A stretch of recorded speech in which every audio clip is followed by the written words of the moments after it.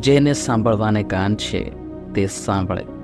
વહાલાઓ, હું તમને જણાવવા માંગુ છું, માણસને કેમ ઉત્પન્ન કરવામાં આવ્યા. પ્રભુ ઈસુ ખ્રિસ્તે માણસને ઘણા બધા કારણોસર ઉત્પન્ન કર્યા, પણ એમાંથી એક કારણ હું તમને આજે જણાવવા માંગુ છું. માણસને એટલા માટે ઉત્પન્ન કરવામાં આવ્યો કે એ પૃથ્વી પર અધિકાર ચલાવે, અમલ ચલાવે. આવો આપણે જોઈએ ઉત્પત્તિ 1:28 કલમ. અને દેવે તેઓને આશીર્વાદ દીધો, અને દેવે તેઓને કહ્યું કે સફળ થાવ ને વધો ને પૃથ્વીને ભરપૂર કરો ને તેને વશ કરો, તેને અમલમાં લાવો. વહાલાઓ, પૃથ્વી પર આપણે પૃથ્વીને અમલમાં લાવવાનું છે. પૃથ્વી પર આપણે અધિકાર ચલાવવાનો છે.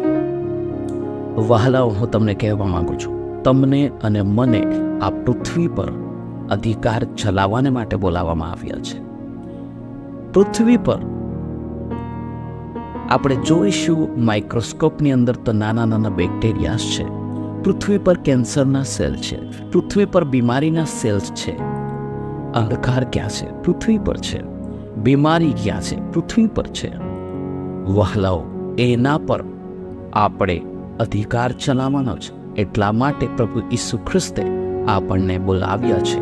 આ વાતને તમે જાણી લો, આ સત્યને તમે આજે જાણી લો કે આપણને કેમ બોલાવવામાં આવ્યા છે.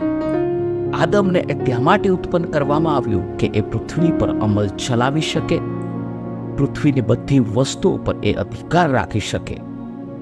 એટલા માટે આદમને ઉત્પન્ન કરવામાં આવ્યું. જો કે આદમે એ પદ ગુમાવી દીધું, પણ 2000 વર્ષ પૂર્વે પ્રભુ ઈસુ ખ્રિસ્ત આ પૃથ્વી પર આવ્યા અને જે અધિકાર આપણો હતો એ પાછો આપણને આપી દેવામાં આવ્યો છે.